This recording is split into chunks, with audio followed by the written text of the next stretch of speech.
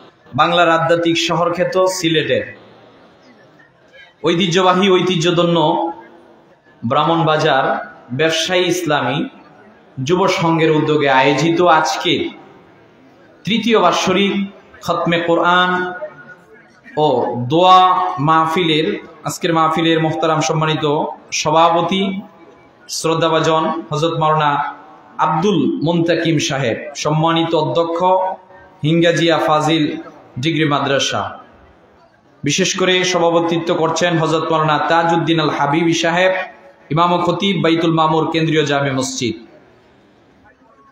আজকের মাহফিলের প্রধান অতিথি, যিনি কিছুক্ষণ পূর্বে আপনাদেরকে অত্যন্ত প্রাঞ্জল ভাষায় জ্ঞানগর্ভ আলোচনা শুনিয়েছেন, বিশিষ্ট ইসলামী চিন্তাবিদ হযরত মাওলানা আলহাস মাওলানা আব্দুল আহাদ জিহাদি সাহেব, ফেনসুগঞ্জ, সিলেট। আল্লাহ রাব্বুল আলামিন ভাইজানের এলেম ও হায়াত, ওনার কণ্ঠটাকে বিস্ময় করে দেখ, সকলে বলেন আমিন।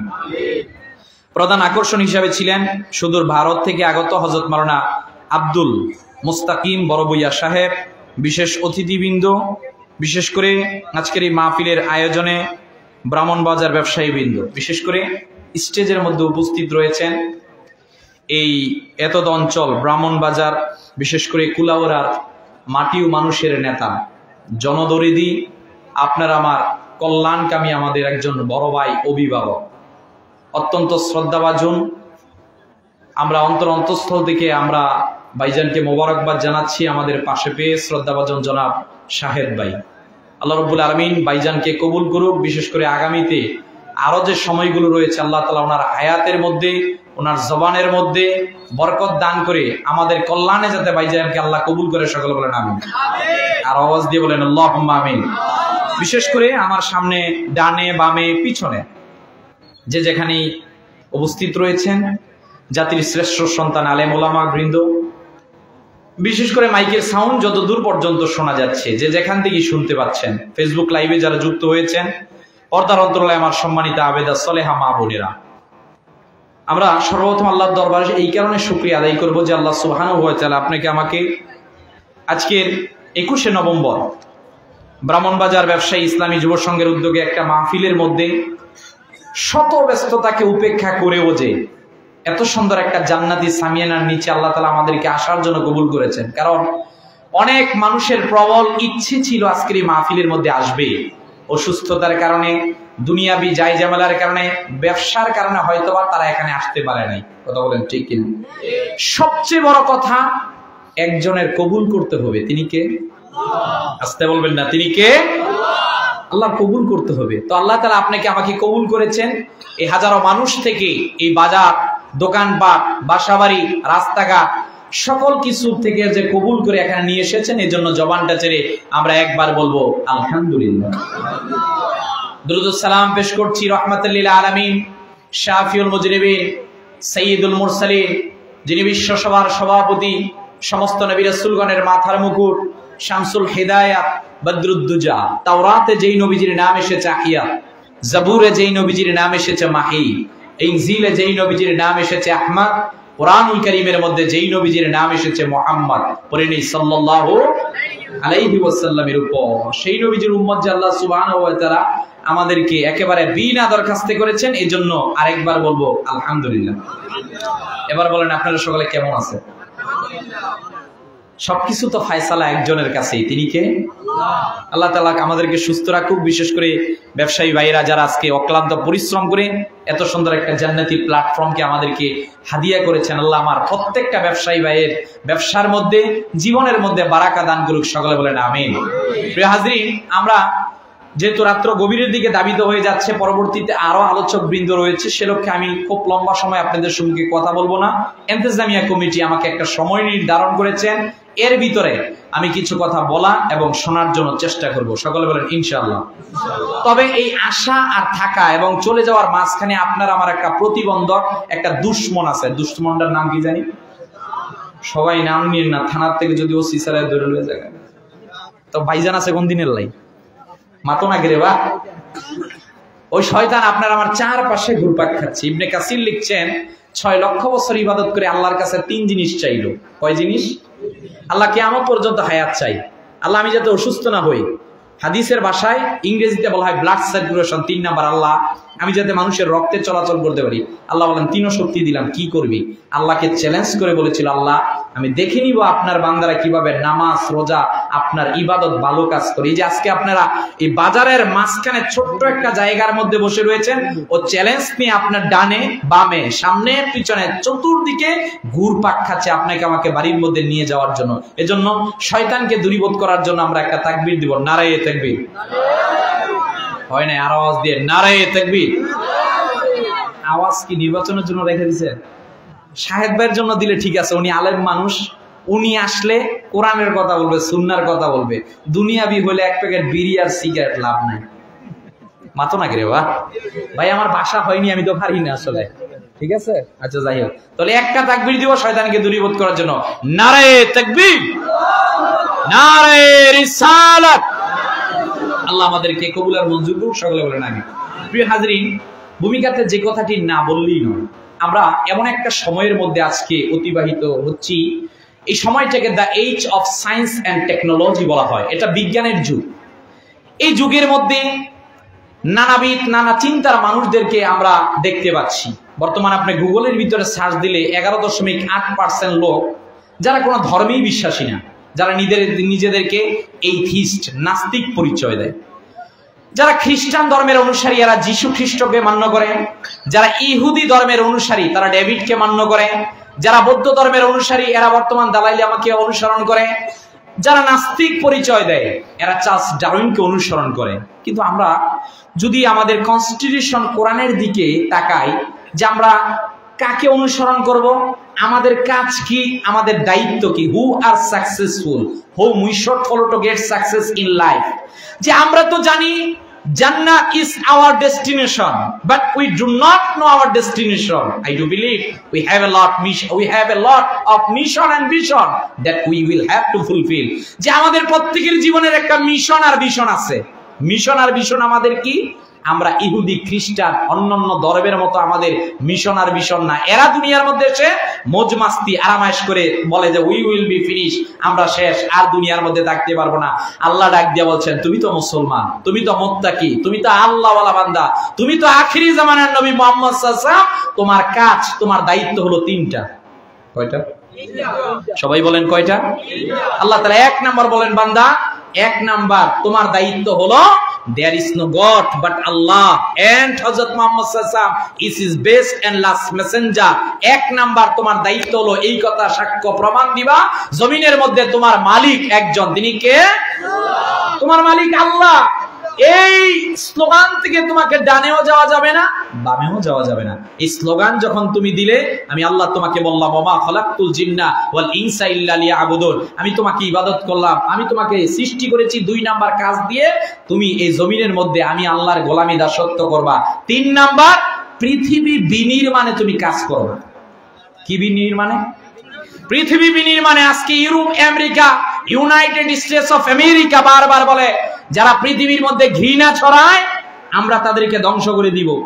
পৃথিবীর মধ্যে তারা ঘৃণার কথাটাকে এনে মুসলিমদের ঐতিহ্যধন্য ইরাককে ধ্বংস করলো। পৃথিবীর মধ্যে ঘৃণার কথাটাকে ছড়িয়ে সিরিয়াকে ধ্বংস করলো। পৃথিবীর মধ্যে ঘৃণার কথাটাকে ছড়িয়ে বার্মা থেকে 10 লক্ষ মুসলিমদেরকে বাংলাদেশের মধ্যে তারা পাঠালো। আজকেও তারা বসে নাই, ঘৃণার কথাকে ছড়ানোর জন্য এরা আমার প্রিয় মাতৃভূমি বাংলাদেশকে নিয়েও ষড়যন্ত্র করতে চাচ্ছে। তাদেরকে বলতে চাই, তোমাদের এই মুখের জুড়ি দিয়ে তোমরা পৃথিবী পরিবর্তন করতে পারবে না। If any religion had the chance of ruling over England, may Europe within the next 100 years, it would be Islam. তোমরাই তো 100 বছর আগে বলেছিলা যে পৃথিবীর মধ্যে শান্তি একমাত্র আসবে মুহাম্মদ সাল্লাল্লাহু আলাইহি ওয়াসাল্লামের আদর্শের মাধ্যমে। কথা বলেন ঠিক কিনা? কোন তন্ত্র মন্ত্র দিয়ে পৃথিবীর মধ্যে তুমি বিনির্মাণ করতে পারবে না। বিনির্মাণ করার জন্য 1 নাম্বার দায়িত্ব হলো মানুষের মতো মানুষ হওয়া। কথা বলে নাম্বার 1, আমাদেরকে আগে মানুষ হতে হবে। ডক্টর ইউনূস সাহেব সংস্কার শুরু করেছেন, আমরা ওয়েলকাম, ধন্যবাদ জানাই। স্বাধীন বাংলাদেশ সংস্কার হওয়া উচিত। তবে সংস্কার যেই দিন ডক্টর ইউনূস সাহেব থেকে শুরু হবে ওই দিন বাংলাদেশের পরিবর্তন হবে। আমি বক্তা যেই দিন ওয়াজ করব, পরিপূর্ণ আমল করব, ওই দিন সংস্কার কাজে আসবে। একেবারে প্রেসিডেন্ট থেকে একটা মুচি যদি নিজের মধ্যে পরিবর্তন আনে, আমি বিশ্বাস করি স্বাধীন বাংলাদেশ সোনার বাংলায় রূপান্তরিত হয়ে যাবে। কথা বলেন ঠিক কিনা? সেই সোনার মানুষ, মানুষের মতো মানুষ হওয়ার জন্য নাম্বার 1 আল্লাহ সুবহানাহু ওয়া তাআলা আমাদেরকে যে দায়িত্বটা দিলেন, সেই দায়িত্বটা হলো আমাদের আজকের আলোচ্য টপিক। আলোচ্য টপিক হলো মুত্তাকি বান্দার গুরুত্ব, আল্লাহর ওলি কিভাবে হওয়া যাবে। বলেন ইনশাআল্লাহ। আমরা আল্লাহর ওলি হতে চাই কি চাই না? সবাই হতে চাই। সবাই ইনশাআল্লাহ বলবেন না? তাহলে আমরা আল্লাহর ওলি হওয়ার ক্ষেত্রে কিছু কথা একটু মনোযোগ দিয়ে শোনার জন্য চেষ্টা করব, কথাগুলোর উপর আমল করার জন্য চেষ্টা করব। ভাই, প্রতি বছর বাংলাদেশে ইসলামী ফাউন্ডেশন রিপোর্ট দিয়েছে 6 লক্ষাধিকের উপর ওয়াজ মাহফিল হয়। কয় লাখ? How it possible? এইটা আবার কেমনে সম্ভব? এইটা তো ইসলামী ফাউন্ডেশনের একটা রিপোর্ট। আরো যদি আপনি আমি চুলচেরা বিশ্লেষণ করি, ওয়াজের তো অভাব নাই। এত ওয়াজ, এত নসিহত, এত কিছু, কিন্তু আমাদের স্বভাবজাত চরিত্রগুলো কিন্তু চেঞ্জ হচ্ছে না। কথা বলেন না কেন? পরিবর্তন যদি করতে হয় কোরআনকে সামনে রাখতে হবে, পরিবর্তন যদি করতে হয় রাসূলের সুন্নাত সামনে রাখতে হবে। বিসমিল্লাহির রহমানির রহিম। ইয়া আইয়ুহাল্লাযীনা আমানুত্তাকুল্লাহা ওয়াল তানজুর নাফসুম মা কদ্দামাত লিগাদ ওয়াত্তাকুল্লাহ ইন্নাল্লাহা খাবীরুম বিমা তা'মালুন। সূরাতুল হাশরের 24টি আয়াতের মাঝখানে আমি 18 নম্বর আয়াতটি তেলাওয়াত করেছি। সূরাটির নাম সূরাতুল হাশর। নাম কি ভাই? সূরাতুল হাশর। 18 নম্বর আয়াতে আল্লাহ গোটা পৃথিবীর মানুষদেরকে ওহীর ভাষায় ডাক দিলেন। দেখেন, গোটা কোরআন নিয়ে যদি আপনি গবেষণা করেন, ইয়া আইয়ুহান নাস আল্লাহ 306 বার বলেছেন, আর ইয়া আইয়ুহাল্লাযীনা আমানু আল্লাহ 49 বার বলেছেন। আয়াতের মধ্যে আল্লাহ তাআলা ইয়া আইয়ুহাল্লাযীনা আমানু বলে ডাক দিয়ে বলছেন আমানুত্তাকুল্লাহ, ও ঈমানদারেরা তোমরা ভয় করবে একজনকে। তিনি কে? আল্লাহ বলছেন ওয়াল তানজুর নাফসুম মা কদ্দামাত লিগাদ। আল্লাহ এখানে একটা মোটিভেশনাল স্পিকার হিসেবে কথা বলে আমাদেরকে উৎসাহ দিচ্ছেন। শোনো, তোমাদের প্রত্যেকেরই উচিত এই কথা চিন্তা করা আগামীকালকের জন্য সে কি সংগ্রহ করেছে। আল্লাহ আবার বললেন ওয়াত্তাকুল্লাহ, আল্লাহকে ভয় করো। চূড়ান্ত আল্লাহ বললেন ইন্নাল্লাহা খাবীরুম বিমা তা'মালুন, আমি আল্লাহ তোমরা যা কিছু করো না কেন সব কিছু পর্যবেক্ষণ করি, সব কিছুর খবর পুঙ্খানুপুঙ্খানুভাবে রাখি। বলেন সুবহানাল্লাহ। প্রিয় হাজরিন, গভীর মনোযোগ। রব্বুল আলামিন কালামুল্লাহ শরীফের মধ্যে বললেন ইয়া আইয়ুহাল্লাযীনা আমানুত্তাকুল্লাহা ওয়াল তানজুর নাফসুম মা কদ্দামাত লিগাদ ওয়াত্তাকুল্লাহা ইন্নাল্লাহা খাবীরুম বিমা তা'মালুন। রব্বুল আলামিন পৃথিবীর মানুষদেরকে ডাক দিলেন, এ পৃথিবীর মানুষেরা, কোরআনের দিকে কি তাকিয়ে দেখো না আমি আল্লাহ রব্বুল আলামিন কি বললাম। ওহীর ভাষায় আল্লাহ রব্বুল আলামিন আমাদেরকে ডাক দিয়ে বললেন ইয়া আইয়ুহাল্লাযীনা আমানুত্তাকুল্লাহ, ঈমানদার যারা দুনিয়ার মধ্যে হবে, 1 নাম্বার তোমাদের দায়িত্ব কর্তব্য হলো আল্লাহকে ভয় করবা। আল্লাহ রাব্বুল আলামিন আবার বললেন ওয়াল তানজুর নাফসুম মা কদ্দামাত লিগাদ। শোনো রে, প্রত্যেকের উচিত এই কথা চিন্তা করা আগামীকালকের জন্য বান্দাটা কি সংগ্রহ করেছে। প্রিয় হাজিরিন, একটু মনোযোগ দিয়ে একটু আপনি চিন্তা করেন। এই দুনিয়ার মধ্যে আপনার মা ছিল, এই দুনিয়ার মধ্যে আপনার বাবা ছিল, এই দুনিয়ার মধ্যে আপনার পূর্বপুরুষেরা ছিল। কালের আবর্তনের কারণে আজকে ঘরের মধ্যে গিয়ে দেখেন আপনার মা দুনিয়ার মধ্যে নাই। আজকে আপনার মা কবরে চলে গেছে, বাবা কবরে চলে গেছে, দাদা দাদি নানা নানি সবাই কবরে চলে গেছে।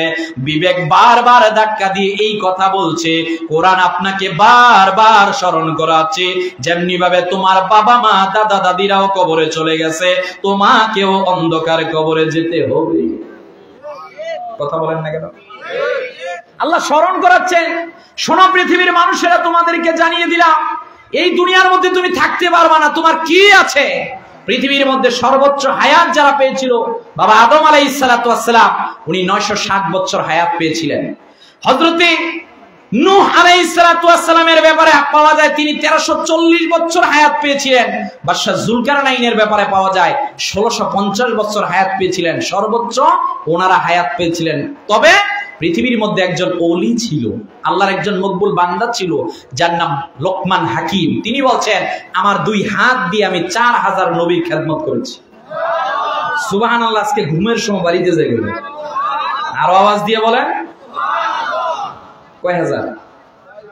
4000 নবীর খেদমত করছে। আরে ভাই, কেউ পেল 1500 বছর, 1300 বছর, 1000 বছর, 800 বছর, 700 বছর। আমার নবীজি 63 বছর। নবীজি সাল্লাল্লাহু ডাক দিয়ে বলছেন, আমার উম্মতের গড়া হলো 60 থেকে 70 বছর উম্মত।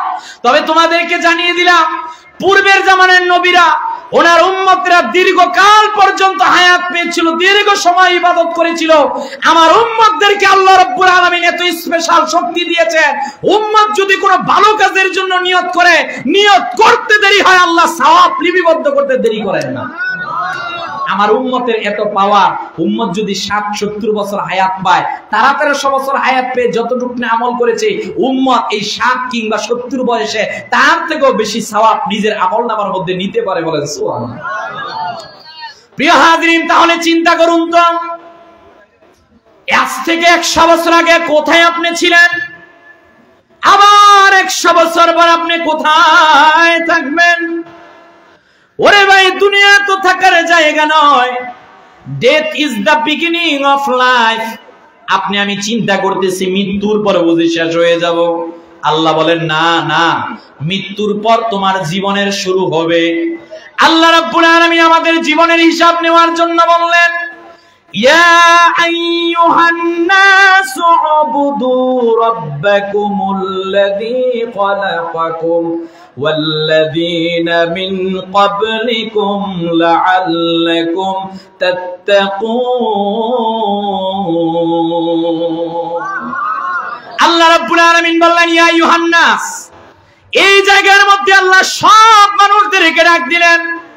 আল্লাহ রাব্বুল আলামিন বললেন, ইয়া আইয়ুহান নাস উবুদু, ও মানুষেরা, তোমরা আমি আল্লাহর ইবাদত করো। আমি আল্লাহ তোমাদেরকে ইবাদত করার জন্য তৈরি করেছি, গোলামি করার জন্য করেছি।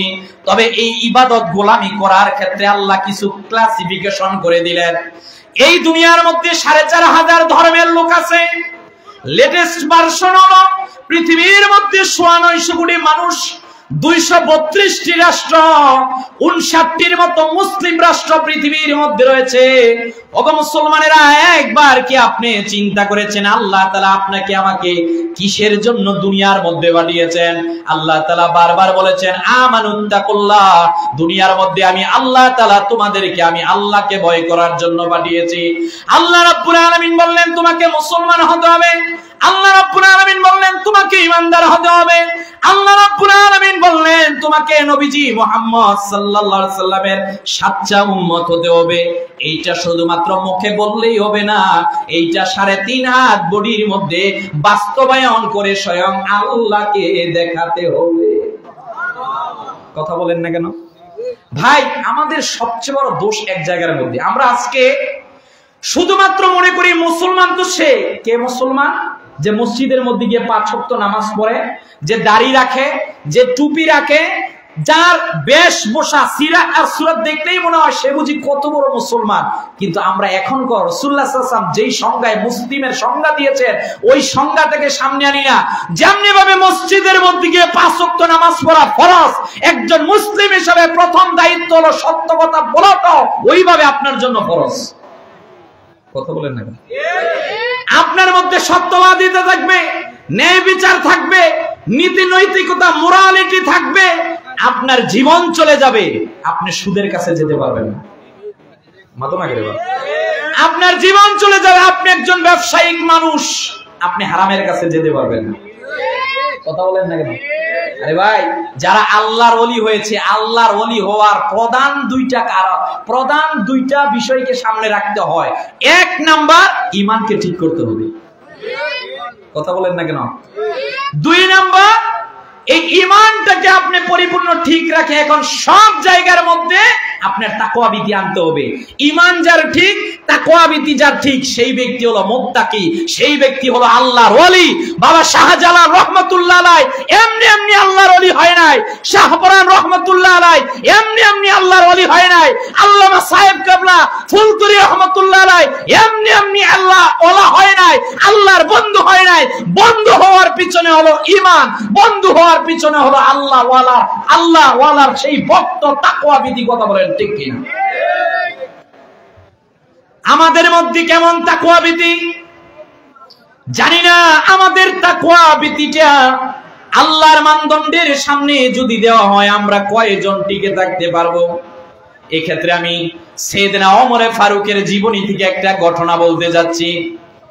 31 লক্ষ বর্গ কিলোমিটারের শাসনকর্তা হযরত ওমর, সাইয়েদনা ওমর ফারুক রাদিয়াল্লাহু তাআলা আনহু, তিনি একবার বিশাল মরুভূমির প্রান্ত দিয়ে হেঁটে হেঁটে যাচ্ছিলেন। সাইয়েদনা ওমরের কাজ ছিল সব জায়গার মধ্যে নবীর উম্মতদেরকে তিনি পরীক্ষা করতেন। বিশাল মরুভূমি দিয়ে তিনি হেঁটে যাচ্ছেন, হঠাৎ করে ওনার প্রচন্ড তৃষ্ণা লাগলো। তৃষ্ণা যখন লাগলো, বিশাল মরুভূমির মধ্যে তিনি তাকিয়ে দেখলেন ওনার কাছে তো পানি নাই, কি করা যায়? এইবার তিনি দুই চোখ দিয়ে দেখলেন সামনে একটা বিশাল বকরির পালকে দেখা যায়, আর একটা রাখালকে ওই জায়গার মধ্যে দেখা যায়। আমিরুল মুমিনিন হযরত ওমর ফারুক রাদিয়াল্লাহু তাআলা এইবার ওই বকরির পালের কাছে গেলেন, গিয়ে দেখলেন একটা রাখাল সেখানে দাঁড়িয়ে রয়েছে। ওই রাখালকে পরীক্ষা করার জন্য হাতে হাত ধরে বললেন, ভাই তোমার কাছে তো খাবার আছে মনে হয়, তোমার কাছে বিশাল বকরির পাল রয়েছে, আমার কোনো খাবার নাই, আমার কাছে পানি নাই, তুমি আমাকে হেল্প করো। সে বলল, আপনি অপরিচিত, আপনাকে আমি কিভাবে হেল্প করব? হেল্প করার মতো তো আমার কাছে কোনো কিছু নাই। ওই রাখাল আমিরুল মুমিনিনকে এখনো চিনতে পারেন নাই। হযরত ওমর ডাক দিয়ে বলেন, এ ভাই, বিশাল বকরির পাল তোমার দায়িত্বে রয়েছে, এই জায়গার মধ্যে এখন তোমাকে আমি একটা প্রস্তাবনা দিতে চাই। বলল, কি প্রস্তাবনা? বলল, আমার কাছে দিনার দিরহাম আছে, তোমার কাছে বকরির পাল আছে, আমি তোমাকে কিছু দিনার দেই, তুমি আমাকে একটা বকরি দিয়ে দাও। কেউ দেখবে না, দুনিয়ার কেউ তো তোমার আমার মাঝখানে নাই, এই দুনিয়ার মধ্যে কেউ তোমার আর আমার মাঝখানের ঘটনাটা অবলোকন করতে পারবে না, তুমি আমাকে দাও, আমি নেই গ্রহণ করে। ওই রাখালটা আবার আমিরুল মুমিনিনকে ডাক দিয়ে বলে, ওমরকে এখনো পর্যন্ত রাখালটা চিনতে পারলো না। ওই রাখাল হযরত ওমরকে ডাক দিয়ে বললেন, ইয়া ইবনুল মালিক ফাআইনাল্লাহ, আপনি আমাকে বললেন একটা বকরি দেওয়ার জন্য, হ্যাঁ আপনি আমাকে দিনার আর দিরহাম দিবেন, আমি আপনাকে একটা বকরি দিব, দুনিয়ার কেউ দেখবে না, কথা ঠিক, দুনিয়ার সবার চোখকে ফাঁকি দেওয়া যায়, কিন্তু একজনের চোখকে ফাঁকি দেওয়া যায় না, তিনি কে? আসতে বলবেন না, তিনি কে? সাইয়েদনা ওমর ফারুক 31 লক্ষ বর্গ কিলোমিটারের শাসনকর্তা, তিনি বসে রইলেন। ওই জায়গার মধ্যে এই রাখালটা যখন বললেন, ইয়া ইবনুল মালিক ফাইনাল্লাহ, হে যুবক, তুমি যে বলছো তুমি আমাকে দিনার দিরহাম দিবে, আমি একটা বকরি তোমাকে দেওয়ার জন্য, দুনিয়ার সবার চক্ষুকে ফাঁকি দেওয়া সম্ভব, আল্লাহর চক্ষুকে ফাঁকি দেওয়া সম্ভব নয়। হযরত ওমর যখন এই ঘটনাটা অবলোকন করলেন, তার ভিতরের তাকওয়া ভীতি যখন হযরত ওমরের সামনে উপস্থাপন করলেন, তিনি হাত ধরে বললেন, ভাই তোমার মতো রাখালের কাছে যতদিন পর্যন্ত তাকওয়া থাকবে, ততদিন গোটা পৃথিবী শাসন করবে মুসলমানেরা।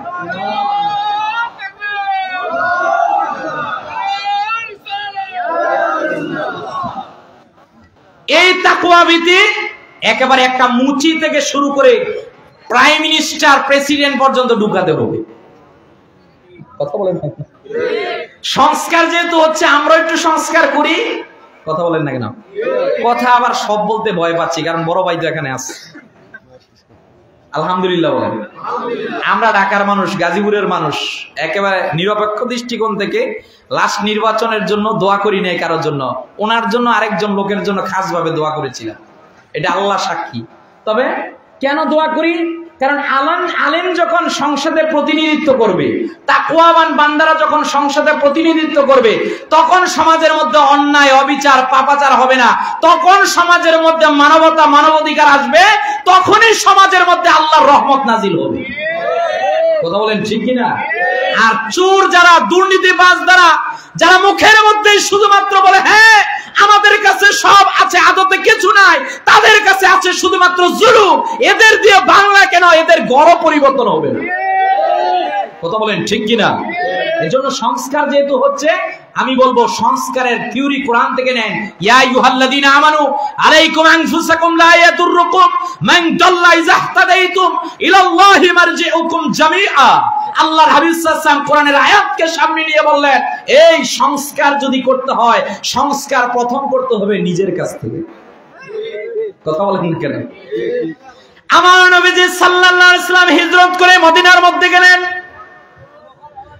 মদিনাতুল মুনাওয়ারার মধ্যে নবীজি যখন গেলেন, আপনারা তো ঘটনা সবাই জানেন, মক্কাতুল মুকাররমার মধ্যে মানুষগুলো নবীজিকে কষ্ট দিয়েছে। কষ্ট দিয়েছিল কিনা? এখন কোনো কষ্ট নাই যে নবীজিকে দেয় নাই। সাহাবায়ে কেরামগণ বলেন, আবু জাহেল আমাদেরকে পুরস্কার ঘোষণা করেছে, মক্কাতুল মুকাররমার মধ্যে সবচেয়ে দামি ঘোড়া, লাল ঘোড়া আমাদেরকে উপহার দিবে, গোটা আরবের ধন সম্পদ গুলো আমাদেরকে হাদিয়া করবে। শুধুমাত্র একটা কন্ডিশন আমাদেরকে দিয়েছে, আমরা যেন মুহাম্মদ সাল্লাল্লাহু আলাইহি ওয়াসাল্লামের গর্দানটাকে আবু জাহেল উতবার সামনে নিয়ে আসি। আরো আওয়াজ দিয়ে বলেন আরে আমার নবীজি সাল্লাল্লাহু আলাইহি ওয়াসাল্লামের দায়িত্ব তো আপনার কাছে না, আমার কাছে না, দুনিয়ার কারো কাছে না। আমার নবীজির শান, মান, ইজ্জত, রফাতের দায়িত্ব একমাত্র একজনের কাছে। তিনি কে? আস্তে বলবেন না, কার কাছে?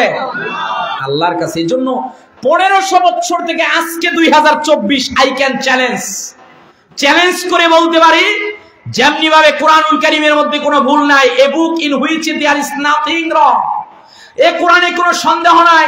যেখানে বিজ্ঞান বলে সায়েন্স গিভস আস, বাট যেখানে বিজ্ঞান জানতে এসেছে প্রত্যেকটা সত্য। কথা বলেন ঠিক কিনা? এজন্য সবাই তো এই কথাই বলেছে। কোন কথা? গুগলের ভিতরে আজকে আমার যুব সমাজ, এখানে যুবক ভাইরা, আপনার এলিট পারসন, শিক্ষিত মানুষ এখানে রয়েছে। আপনি আমি কোন নবীর উম্মত একবারের জন্য দেখেন না, গুগলে সার্চ দিয়ে গুগলকে বলেন তুমি আমাকে রেজাল্ট দাও পৃথিবীর মধ্যে সবচেয়ে শিক্ষিত, সবচেয়ে নম্রবদ্ধ, সবচেয়ে বড় মহামানবকে। গুগল বলবে ধর্মের গত দিক থেকে গুরু নানক, রাধাকৃষ্ণ, গৌতম বুদ্ধ, এরা ধর্ম নিয়ে কথা বলেছে। তারা বলবে স্যার আইজ্যাক নিউটন, অ্যারিস্টটল, এরা পৃথিবীর মধ্যে জ্ঞান নিয়ে কথা বলেছে। তারা বলবে পিথাগোরাস, এরাও জ্ঞান নিয়ে কথা বলেছে। চূড়ান্ত ভাবে বলবে এরিস্টটল, প্লেটো, হুগো চ্যাভেজ, এরা যারা পৃথিবীর মধ্যে আগমন করে রাষ্ট্র নিয়ে কথা বলেছে। সর্বোচ্চ এতটুক তারা বলবে Abraham Lincoln was a great leader, but Muhammad সাল্লাল্লাহু আলাইহি ওয়াসাল্লাম as a father, as a teacher, as a leader, as a law giver, as a messenger, as a reformer of the society, Muhammad সাল্লাল্লাহু আলাইহি ওয়াসাল্লাম is the superman in the world. বলেন আল্লাহু আকবার। সবাই বলেছে। হাসান বিন সাবিত নবীর ব্যাপারে লিখতে গিয়ে লিখে ফেলেছেন, ওয়া আহসানু মিন কালাম তারা কাত্তু আইনি ওয়া আজমালু মিন কালাম তালিদিন নিসাই। ওগো নবীজি, আপনাকে জানিয়ে দিলাম পৃথিবীর মধ্যে যত মা তাদের গর্ভের মধ্যে সন্তানদেরকে ধারণ করেছে, হযরতে আমিনার মতো, আপনার মতো কেউ পৃথিবীর মধ্যে ধারণ করতেও পারে নাই, কিয়ামত পর্যন্ত পারবেও না। বলেন আল্লাহু আকবার। সেই নবীজিকে পেয়ে আমরা খুশি না বেজা? সেই নবীজিকে আমরা চাই কি চাই না? সেই নবীজির আদর্শ বাস্তবায়ন করতে চাই কি চাই না? কারা কারা চাই দুই হাত তুলে দেখায়। নারে তাকবীর, নারে রিসালাত। তাহলে প্রিয় হাজরিন, আল্লাহ রাব্বুল আলামিন নবীজিকে আমাদের জন্য দিলেন। লাকাদ মান্নাল্লাহু আলাল মুমিনিনা ইদ বাআসা ফীহিম রাসূলা। নবীজিকে মহা অনুগ্রহ করে আমাদের জন্য আল্লাহ রাব্বুল আলামিন দিলেন। আল্লাহর হাবিব দুনিয়ার মধ্যে আগমন করলেন। সাহাবায়ে কেরামদেরকে বললেন, শোনো রে সাহাবীরা, তোমাদেরকে জানিয়ে দিলাম আল্লাহ রাব্বুল আলামিন তোমাদের আখিরাতের কথা স্মরণ করালেন। এমন একটা দিনের মধ্যে প্রত্যেকে যাবে, লা তাযুকু কদামা ইবনে আদামা, প্রত্যেক বনি আদম এমন একটা সময়ের মধ্যে, এমন একটা দিকে তারা যাচ্ছে, যেই সময়ের মধ্যে আহকামুল হাকিম হিসেবে আল্লাহ থাকবেন, যেই দিন আরশের ছায়া ব্যতীত কোনো ছায়া থাকবে না, নবীজি বলছেন, শোনো রে, আল্লাহ তাআলা কেন আগামীকালকের কথা বললেন? আগামীকাল সহজ না, আগামীকাল অনেক বড় কঠিন, অনেক বড় কঠিন। এদের তাফসীরের মধ্যে ইমামে তাবারি তাফসীরে তাবাবির মধ্যে উল্লেখ করলেন, ইমামে ফখরুদ্দিন রাজি তাফসীরে কাবীরের মধ্যে উল্লেখ করলেন, মাহমুদ আলুসি রুহুল মাআনির মধ্যে লেখলেন, ইসমাইল হাক্কি বয়ানের মধ্যে লেখলেন, বিশেষ করে ইবনে কাসিরের তাফসীর পড়ে দেখবেন, আমাদের সাম্প্রতিক কালে তাফসীরে মাজারিটাও পড়ে দেখবেন। লিগাত শব্দ নিয়ে মুফাসসিরে কেরামগণ চমৎকার এখানে একটা ব্যাখ্যা করেছেন। লিগাত দ্বারা আল্লাহ তাআলা তিনটা বিষয়কে বোঝালেন। এক নাম্বার, একজন মানুষের গোটা পৃথিবীর মানুষদের এই যে দুনিয়া, আল্লাহ তাআলা লিগাত দ্বারা সমগ্র দুনিয়ার জীবনকে এক দিনের সাথে তুলনা করেছেন। মুফাসসিরে কেরামগণ দ্বিতীয় এখানে উপস্থাপন করলেন, লিগাত দ্বারা কিয়ামত অতি সন্নিকটবর্তী। তিন নাম্বার, কিয়ামত সন্নিকটবর্তী, শুধু তাই নয়, কিয়ামত নিশ্চিত। এই তিনটা বিষয় লিগাত দ্বারা আল্লাহ তাআলা উপস্থাপন করে হাবিবের মাধ্যমে জানিয়ে দেন। ওগো হাবিব, আপনি পৃথিবীর মানুষদেরকে জানিয়ে দেন, পাঁচটা প্রশ্ন যতক্ষণ পর্যন্ত বনি আদম ওই যে আগামী কালকের মধ্যে না দিবে, এক কদম সামনেও তারা এগোতে পারবে না। বলেন আল্লাহু আকবার। আমার নবীজি ডাক দেওয়া উম্মত, যতক্ষণ পর্যন্ত বনি আদম আগামীকালকে, আগামীকাল বলতে আগামীকাল জুমাবার না, আগামীকাল বলতে কোনটা? In the day of judgement, ইয়াউমুল আখিরাহ। আমি বিশ্বাস করি we have to give an account of every moment of our life to Allah। আমার জীবনের প্রতিটা মুহূর্তের হিসাব দিতে হবে একজনের কাছে, তিনি কে? Allah does not go after your bodies and appearances but he scans your heart। আরে ভাই, আল্লাহ তাআলা আমাদের দেহের এই সৌন্দর্য দেখেন না, কে কত বড় পাগড়ি পরলো, কে কত বড় টুপি পরলো, কে কত বড় কি পরলো, এইটা দেখেন না। আল্লাহ বলছেন, আমি দেখি ভিতরের একটা জিনিস, এই ভিতরের মধ্যে কার কত বেশি তাকওয়া। এই তাকওয়া যার যত বেশি হবে সে আমার বন্ধু হবে, সে ওলি হবে। তাকওয়া যার যত কম হবে সে আমার বন্ধু হতে পারবে না, সে শয়তানের ওলি হবে। কথা বলেন না কেন? তাহলে ওলি হওয়াটা এটা আল্লাহ তাআলা কোন জাতির জন্য, কোন দলের জন্য, কোন বংশের জন্য নির্ধারণ করে। কথা বলে নির্ধারণ করে আল্লাহ তাআলা এটা উন্মুক্ত করে দিলেন। একটা ব্যবসায়িক, রিজালুল্লাহ তুলহিহিম তিজারাতু ওয়ালা বাইউন আন যিকরিল্লাহ, যে মুসলমানদের মধ্যে একদল আছে যারা ব্যবসা করবে, দেখবেন ব্রাহ্মণবাজারের মধ্যে ব্যবসা করতেছে, ঠিক মাপে কম দেয় না, টুপাইস করে না, সুন্দর মতো জীবনকে পরিচালনা করতেছে। আপনিও দুনিয়ার মধ্যে নামাজ পড়তেছেন ফার্স্ট কাতারে, ওই মুসল্লিটা, ওই দোকানদারটা নামাজ পড়তেছে লাস্ট কাতারে। এমনও হতে পারে আখিরাতে সে আপনার পূর্বে জান্নাতে চলে যেতে পারে। কথা বলেন না কেন? কেন? What is the reason? কারণ কি? এইবার কারণ বোঝেন। ওই যে আখিরাতের ময়দানে পাঁচটা প্রশ্নের উত্তর প্রত্যেককে দিতে হবে। কয়টা? সবাই বলেন কয়টা? নাম্বার 1, আল্লাহ তো বলেছেন, you all remember me, call my name, I will remember you. এই প্রত্যেকে আমাকে স্মরণ করো। আল্লাহ বলছেন, আমিও তোমাদেরকে স্মরণ করব। আল্লাহ তাআলা আমাদের প্রত্যেকের নিকটবর্তী। এক নাম্বার, আখিরাতে আল্লাহ আগামীকালকে আমাদেরকে প্রশ্ন করেন, বান্দা তুমি তোমার জীবনের হিসাবটা দাও। সুবহানাল্লাহ বলবেন না? এই এক প্রশ্নের কাছে আমরা ফেল। কথা বলেন না কেন? আছেননি কেউ এখানে বুকের মধ্যে হাত দিয়ে বলবেন, হুজুর আমার যেই আমল আমি অবশ্যই জান্নাতে যাব? ওই যুবক মাদকের কাছে যেতে পারে না, ওই যুবক ফ্রি ফায়ার পাবজির কাছে যেতে পারে না। যেই যুবক, এই যুবকেরা একটা জাতির উত্থান পতন করে দিতে পারে, আমি বিশ্বাস করি ওই যুবকের কাছে যদি ইসলাম থাকে, ওই যুবকের কাছে যদি ন্যায় নীতি থাকে, সোনার বাংলাদেশ সোনায় রূপান্তরিত হয়ে যাবে। কথা বলেন ঠিক কিনা? যুবকদের কাজ আছে, দায়িত্ব আছে। যুবক এখানে সিজদা দিলে তার সিজদার কারণে আল্লাহর আরশ কেঁপে ওঠে। যুবক যৌবনের হিসাব দিতে হবে। 3 নাম্বার, এই যে টাকা পয়সা ইনকাম করেছেন, এই টাকা পয়সা কিভাবে ইনকাম করেছেন এইটার হিসাব দিতে হবে একজনের কাছে। তিনি কে? আসতে বলবেন না, তিনি কে? আমরা কেমন ইসলাম বুঝি? বাংলাদেশের একজন বিসিএস প্রশ্নপত্র ফাঁস করলো, আপনারা দেখেছেন। প্রশ্নপত্র যখন ফাঁস করা হলো, ওই দাড়িওয়ালা মানুষটাকে যখন জিজ্ঞেস করা হলো যে আপনার মুখে তো দাড়ি আছে, আপনি সবসময় টুপি পরেন, 5 ওয়াক্ত নামাজ পড়েন, এই যে প্রশ্নপত্র ফাঁস করেছেন, এই প্রশ্নপত্র ফাঁস করার টাকাগুলো কি করলেন? সে বলল, এগুলো আমি মানুষদের কল্যাণের জন্য মসজিদ মাদ্রাসায় দান করে দিয়েছি। নাউজুবিল্লাহ। আরো আওয়াজ দিয়ে বলেন। ফুকায়ে কেরামদের সুস্পষ্ট ফতোয়া, ফিকুল আকবার, ইমামে আজম আবু হানিফার ফিকুল আকবার খুলে দেখেন, কেউ যদি হালালকে হারাম মনে করে, হারামকে হালাল মনে করে, সে ব্যক্তি কাফের। সে ব্যক্তি কি? তো এই যে আমাদের ইসলাম বোঝা, আমরা এই যে হারাম পন্থায় টাকা ইনকাম করে যে বলছি মসজিদের মধ্যে দিচ্ছি, এইটা জান্নাত ক্রয় করছি না, জাহান্নামের আগুন গিলে গিলে খাচ্ছি। কথা বলেন না, গিলে গিলে খাচ্ছি। তাহলে ইসলাম বুঝতে হবে। ইসলাম অনুযায়ী সাইয়েদনা ওমর ওই যুবকটার কথা বললো, দেখো এর রাখাল, এর ভিতরে তাকওয়া বিধি আছে, আল্লাহ বিধি আছে। আমি আমার যুবক ভাইদের উদ্দেশ্যে বলতে চাই, যুবক ভাই, আল্লাহ বিধি নিজের মধ্যে ঢুকাতে হবে।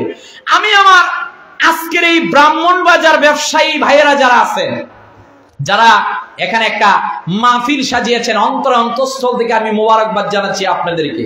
মনে রাখবেন, ব্যবসায়িকের মাথার উপর আল্লাহর কুদরতি হাত থাকে। সুবহানাল্লাহ বলবেন। হালাল ব্যবসা যে করবে তার ইহকালেও শান্তি, পরকালেও শান্তি। কিন্তু ব্যবসার মধ্যে যে হারাম নীতি ঢুকাবে, এর দুনিয়ার জীবনেও লানত, আখিরাতেও লানত। এর দুনিয়ায় সফলকামী হতে পারবে না। দেখবেন মাসে 1 লক্ষ টাকা ইনকাম, বাড়ির মধ্যে বিপদ আপদ লেগেই আছে। কথা বলেন। আর আমার ব্যবসায়ী ভাইয়া যারা আছে, হালাল পন্থায় করবেন, কারণ রাসূলুল্লাহ বলেছেন 3 শ্রেণীর লোকদেরকে আখিরাতের মধ্যে আল্লাহ তাআলা ইসলাই করবেন না, এদের দিকে তাকাবেনই না। যারা এক শ্রেণী হলো কথায় কথায় ব্যবসার পণ্য বিক্রি করার জন্য কথায় কথায় কসম কাটে। 2 নাম্বার কাজ করা যাবে না, যেইটার মধ্যে আমরা সবচেয়ে বেশি সমস্যার মধ্যে ফেস করি। আমাদের শাহেদ ভাইরা, ওনারা জনপ্রতিনিধি, ইচ্ছে করলে একক ব্যক্তি সমাজকে পরিবর্তন করতে পারবে না। কথা বলেন না? এজন্য সকলের সাহায্য লাগবে।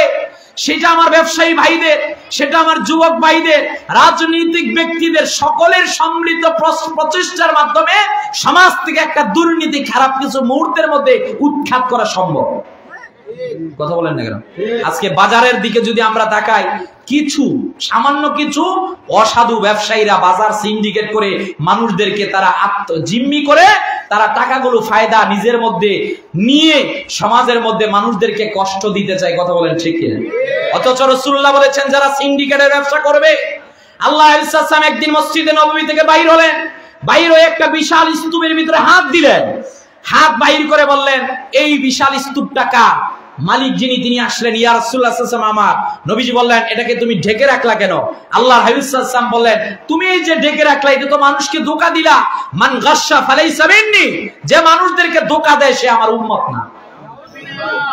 আর আওয়াজ দিয়ে বলেন আল্লাহ হাবিব সাল্লাল্লাহু আলাইহি ওয়াসাল্লাম বলেছেন, নিজের সম্পদকে কুক্ষিগত করার জন্য যে ব্যক্তি 40 দিন কোন খাদ্য দ্রব্যকে গুদামজাত করে রাখবে, আবদ্ধ করে রাখবে, তার মাথার উপরে আল্লাহর যে কুদরতি হাত আছে, ওই কুদরতি হাত দূরে চলে যাবে। নাউজুবিল্লাহ বলবেন না? এজন্য আমি বলি, আমার ব্রাহ্মণবাজার ব্যবসায়ী ভাইরা যারা এখানে ব্যবসা করতেছেন, অন্তঃস্থল থেকে আপনাদের ব্যবসার জন্য দোয়া করি। সব সময় ব্যবসার ক্ষেত্রে আল্লাহকে ভয় করতে হবে। কথা বলেন ঠিক কিনা? আমি বলছি ভাই, আপনার ইনকাম যদি কম হয়, যদি হালাল পন্থায় হয়, ব্যবসার মধ্যে বরকত পাবেন। যদি সিন্ডিকেটের মধ্যে কেউ যুক্ত হয়ে যায়, দুনিয়ার 800 কোটি মানুষও যদি আপনার পিছনে দাঁড়ায়, আল্লাহ যদি আপনাকে টেনে পিছনে নেয়, দুনিয়ার কেউ আপনাকে সামনের দিকে নিতে পারবে না। কথা বলেন ঠিক কিনা? প্রশাসনের দায়িত্ব হলো একদল আল্লাহ ভীতি তাকওয়াবান বান্দাদেরকে এই বাজার সিন্ডিকেটকে রদ করার জন্য বাজারে নিযুক্ত করা। তবে শস্যা খেতাতে বুধ, ওই শস্যার মধ্যে যাতে আবার বুধ না থাকে। কথা বলেন না কেন? যাকে দায়িত্ব দেওয়া হবে সে যাতে আবার টু পাইস না করে, এই বিষয়গুলো আমাদের সচেতন হওয়া দরকার। যদি সচেতন হয়, আমি বিশ্বাস করি এই দেশের মধ্যে রহমত নাজিল করবেন একজন, তিনি কে? তাহলে প্রিয় হাজরিন, মুত্তাকি বান্দা যিনি, তিনি আল্লাহর ওলি। আল্লাহু ওয়ালিয়ুল লাযিনা আমানু ইখরিজুহুম মিনাজ যুলুমাতি ইলান নূর। আরেক জায়গায় আল্লাহ, আলা ইন্না আউলিয়া আল্লাহি লা খাউফুন আলাইহিম ওয়ালা হুম ইয়াহজানুন বললেন। রব্বুল আলামিন ওলিদের শানের কথা বললেন। আল্লাহ রব্বুল আলামিন আল্লাহর বন্ধুদের মর্যাদার কথা বললেন। ওরে ভাই, আল্লাহর বন্ধু হওয়ার জন্য সব জায়গার মধ্যে আল্লাহর ভয় আনতে হবে। মসজিদের মধ্যে যদি আজান হয়, আপনি বাড়ির মধ্যে থাকতে পারবেন না। মসজিদে আজান হলে আপনাকে মসজিদে যেতে হবে। ওরে ভাই, আপনার মাধ্যমে জীবনের মধ্যে হারাম আসতে পারবে না, চুরি থেকে শুরু করে, সুদ থেকে শুরু করে, ঘুষ থেকে শুরু করে কোনো হারামের দিকে আপনি যেতে পারবেন না। সব জায়গার মধ্যে যখন আপনার ভয় চলে আসবে, এইবার আল্লাহ রাব্বুল আলামিন আপনাকে কাছে টেনে নেওয়া শুরু করে দিবেন। আল্লাহর হাবিব সাল্লাল্লাহু আলাইহি ওয়াসাল্লাম বলেন, আল্লাহ তাআলা যদি দুনিয়ার কোন বান্দাকে ভালোবাসেন, আমার আল্লাহ প্রথম জিব্রাইলকে ডাক দিয়া বলেন, ও জিব্রাইল, আমি অমুক জায়গার অমুক বান্দাটাকে ভালোবাসি, তুমিও ভালোবাসো। হযরতে জিব্রাইল আলাইহিস সালাতু ওয়াস সালাম আসমানের মধ্যে ফেরেশতাদেরকে বলেন, আমার আল্লাহ রাব্বুল আলামিন ওই বান্দাটাকে ভালোবাসে, তোমরাও তাকে ভালোবাসো। এইবার জিব্রাইল সহ ফেরেশতারা জমিনের মধ্যে মানুষদের মধ্যে ছয়লাভ হয়ে যান। জমিনের মানুষদের মধ্যে প্রত্যেকের মাঝে ওই মানুষটার ভালোবাসা ঢুকিয়ে দেন। ওই মানুষটা সাধারণ নয়, যাকে আল্লাহ ভালোবাসেন তিনি হয়ে যান আল্লাহর বন্ধু। তিনি কি হয়ে যান? আল্লাহর বন্ধু। যা তার তো কোনো ভয় নাই। সেই বুখারীর মধ্যে হাদিস এসেছে যে বান্দা যদি এক বিগত আল্লাহর দিকে যায়, আল্লাহ বলেন আমি আমার বান্দাকে ভালোবেসে তার দিকে এক হাত যাই। সুবহানাল্লাহ। কোন বান্দা যদি আল্লাহর দিকে এক হাত যায়, হাদিসের শেষ অংশ, ওয়া ইযা আতানি ইয়ামশি আতাইতু হারওয়ালা, বান্দা যদি আল্লাহর দিকে এক কদম যায়, আল্লাহ বলেন আমি আল্লাহ তাআলা কুদরতিভাবে দৌড়িয়ে ওই বান্দাকে হেল্প করার জন্য চলে আসি। আরে ভাই, আল্লামা সাহেব কেবলা ফুলতুলি রহমাতুল্লাহ আলাইহি এমনি এমনি তো আল্লাহর ওলি হয় না। কথা বলেন না কেন? আল্লামা সাহেব কেবলা ফুলতুলি রহমাতুল্লাহ আলাইহির যে কোরআনের খেদমত, এইটা শুধুমাত্র এখন যে সিলেটের মধ্যেই সীমাবদ্ধ বিষয়টি এরকমের নয়। 1,47,570 বর্গ কিলোমিটারের সমগ্র বাংলাদেশের মধ্যে দারুল কেরাতের খেদমত আজকে 6 লাখ। কথা বলেন না কেন? এটা যে শুধুমাত্র বাংলাদেশের মধ্যেই সীমাবদ্ধ বিষয়টি এরকমের নয়।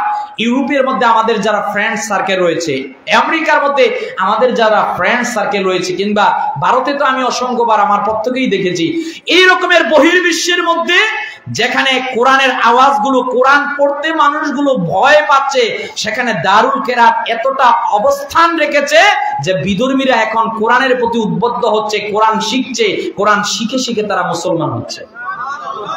কথা বলেন না কেন? তাহলে একজন আল্লাহওয়ালা বান্দা যখন কোন জমিনের মধ্যে ডুববে, তার মধ্যে আল্লাহর ভয় থাকবে, তাকে দুনিয়ার কেউ কাবু করতে পারবে না। দুনিয়ার কোন রক্ত চক্ষু তাকে আটকাতে পারবে না। হত্যা, মামলা, জেল, জুলুম যা কিছু আছে কিনা সব কিছুকে তিনি লাথি মেরে দিয়ে ডাক দিয়ে বলবেন, ইত্তাকুল্লাহ, আমি ভয় করি একজনকে। তিনি কে? আসতে বলবেন না, তিনি কে? বাবা শাহজালাল ইয়ামিনী রহমাতুল্লাহ আলাইহি এমনি এমনি আল্লাহওয়ালা হয়ে গেছে। সিল হট, সেই সিল হট থেকেই তো সিলেট। কথা বলেন না কেন? সেই সিল হট থেকেই তো সিলেট। এজন্য অতীব দুঃখ ভারাক্রান্ত হৃদয় নিয়ে একবিংশ শতাব্দীর মধ্যে বলতে হয়, আমরা তো ভাই শুধু বাংলাদেশের মধ্যেই রই নাই। পিএইচডি করার সুবাদে পৃথিবীর বিভিন্ন রাষ্ট্রের মধ্যে যাওয়ার আমাদের সৌভাগ্য হয়েছে। আমরা আমাদের 2 চোখ দিয়ে দেখেছি, 2 হাত সামনে রেখে 2 পাও দিয়ে হেঁটে হেঁটে পৃথিবী বিচরণ করে দেখেছি। যারা ইতিহাসকে ভুলে যায়, ইতিহাস তাদেরকে ক্ষমা করে না। কথা বলেন না কেন? আপনি আজকে হঠাৎ করে ক্ষমতা পেয়ে ক্ষমতার জোরে এই কথা বলবেন যে বাবা শাহজালাল ইয়ামিনী রহমাতুল্লাহ আলাইহির মাজার আপনি ভেঙে দিবেন, বাবা শাহপরান ইয়ামিনী রহমাতুল্লাহ আলাইহির মাজার আপনি ভেঙে দিবেন। আরে ভাই, মাথার মধ্যে যদি উকুন হয়, আপনি উকুনকে ডিলিট করেন। মাথার মধ্যে উকুন হলে মাথা কাটা সমাধান না। কথা বলেন না কেন? আপনার মাথার ভিতরে যদি উকুন চিনছেন নি আপনারা? পরে তো আবার আরেক মুশকিল, উকুন না চিনলে যে হুজুরে কিসের উকুনের গল্প করে গেল, উকুনই তো চিনলাম না। আমি বলতে চাচ্ছি, সমস্যা যেখানে সমাধান সেখানে আছে। কথা বলেন না কেন? যদি কোনো মাজারের মধ্যে শরীয়ত বিরোধী কাজ হয়, শরীয়ত বিরোধী কোনো খাদেম যদি কাজ করে, রাষ্ট্রের আইন আছে, আমাদের দায়িত্বশীলরা আছে, তাকে প্রতিবাদ জানাবে। প্রয়োজনে তাকে খাদেমকে ফাঁসি কাষ্ঠের মধ্যে ঝুলাতেও বাধ্য হবে। কিন্তু কেউ যদি বাবা শাহজালাল, শাহপরান, আল্লাহর ওলিদের মাজারকে ভেঙে চুরমার করার ব্যর্থ চেষ্টার মধ্যে লিপ্ত হয়, আমরা বলবো ক্ষমতা আগেও তোমাদের দেখেছিলাম যেমনি ভাবে ধ্বংস হয়ে গিয়েছিল। আল্লাহ ছাড় দেন, ছেড়ে দেন না। আলা ইন্না আউলিয়া আল্লাহি লা খাউফুন আলাইহিম ওয়ালা হুম ইয়াহজানুন। আল্লাহর ওলিদের সঙ্গে আল্লাহ আছে। আমরা যারা ভক্ত মুরিদ সালেক, আমরা আল্লাহর পক্ষে থাকবো। মাজারের বিরুদ্ধে যদি ভাঙ্গার ব্যর্থ চেষ্টা থাকে, তোমার আঙ্গুল ভেঙে যাবে। কথা বলেন না কেন? এরা আমাদেরকে ট্যাগ লাগায় যে মাজারের মধ্যে শরীয়ত বিরোধী কাজ হয়। আরে ভাই, তুমি কোন মাজারে গিয়েছো? কথা বল না, তুমি কোন মাজারের মধ্যে গিয়েছো? যদি মাজার দেখতে হয় বা যাও জকিগঞ্জের মধ্যে আল্লামা সাহেব কেবলা ফুলতুলির মাজার দেখো। যদি মাজার তোমাকে দেখতে হয় রংপুরের মধ্যে কেরামত আলী জনপুরি রহমতুল্লাহর মাজার দেখো। যদি মাজার দেখতে হয় বরিশালের সারসিনা দরবারের মধ্যে যাও, সৈয়দ আহমদ বেরেলী রহমতুল্লাহ আলাইহির উত্তরসূরি যারা জমিনের মধ্যে রয়েছে এদের মাজারে কোনো শিরক নাই, এই মাজার গিয়ে দেখো। কথা বলেন না কেন? এখন তুমি এমন মাজার দেখবা যেটার আগাও নাই গোড়াও নাই, ওইটা দেখলে তো তুমি পেছে পড়বো। কথা বলেন না কেন? আমাকে মনে রাখতে হবে আল্লাহর ওলিদের মাজার আমরা জিয়ারত করব। কথা বলেন, উরস হোক কোনো সমস্যা নাই, তবে উরস হবে সেখানে ওয়াজ মাহফিল। কথা বলেন, সেখানে শরীয়ত বিরোধী কোনো কাজ করা যাবে না। আমাকে একটা কথা আপনারা বলেন, কোরআন সুন্নাহ বিশেষ করে কোরআন হাদিস আমাদেরকে যেইটা বলেছে এর ডানে বামে যাওয়ার কোনো সুযোগ আছে? একটু সবাই বলেন, যাওয়ার কোনো সুযোগ আছে? তাহলে আমাদের দায়িত্বশীল, আমরা যারা দায়িত্বশীল আমাদের কর্তব্য হলো মাজারের মধ্যে আমরা যাব জিয়ারত করার জন্য। যান মাজারের মধ্যে গিয়ে সূরা ফাতিহা একবার পড়েন, সূরা ইখলাস 3বার পড়েন, অন্যান্য সূরা তেলাওয়াত করেন, এরপর 2 হাত তুলে দোয়া করেন। উসিলা তো আমরা বিশ্বাস করি, উসিলা করেন। তবে আমরা মাজারের মধ্যে গিয়ে কোনো কিছু চাই না। কথা বলেন না? আমরা দোয়া করি, আমরা মাজার জিয়ারত করব। কিন্তু যারা মাজারের নামে আবার একদল রয়েছে অতিরঞ্জিত করে। কথা বলেন না কেন? অতিরঞ্জিত যারা করবে তাদের সাথেও আমরা নাই। কথা বলেন না কেন? যারা অতিরঞ্জিত বাড়াবাড়ি করবে, গান বাদ্য এই রকমের বেসরা কাজ করবে, আমরা এদের সাথে নাই। আমরা মাজার জিয়ারত পর্যন্ত আছি, ওয়াজ মাহফিল পর্যন্ত আছি। সেখানে মানুষদেরকে নিব, কবর দেখবে, মানুষের মৃত্যুর কথা স্মরণ হবে, সেখানে মানুষ যাবে আল্লাহর ভয় যাতে জন্ম হয় আর স্মরণ আজালের মতো হতে।